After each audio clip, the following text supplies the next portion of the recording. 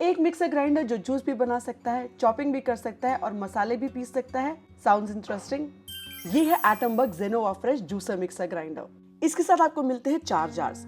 सबसे पहला है जूसिंग एंड ब्लेंडिंग जार, जो कि फ्रेश जूसेस, स्मूदीज और मिल्कशेक्स बनाने के लिए बहुत ही यूजफुल है। आपने शायद नोटिस किया होगा कि कई बार रेगुलर मिक्सर ग्राइंडर में बना जूस थोड़ा कड़वा लगने लगता है। इसकी वजह यह है कि हाई स्पीड पर सीड्स भी क्रश हो जाते हैं, लेकिन एटमबग जेनोवा फ्रेश के BLDC मोटर और कोर्स मोड की वजह से जूस निकालते समय सीड्स क्रश नहीं होते, यानी कि आपको मिलता है स्वीट, फ्रेश और बेटर टेस्टिंग जूस। इसके अलावा आपको मिलता है एक मल्टीपर्पज जार, जो कि डेली ग्राइंडिंग नीड्स के लिए परफेक्ट है, चाहे मसाले पीसने हो, ग्रेवीज तैयार करनी हो या रेगुलर किचन ग्राइंडिंग करनी हो। फिर आता है चटनी जार, जो कि छोटी क्वांटिटीज में चटनीज, डिप्स और मसालों को आसानी से ग्राइंड करने के लिए बहुत ही कन्वीनियंट है।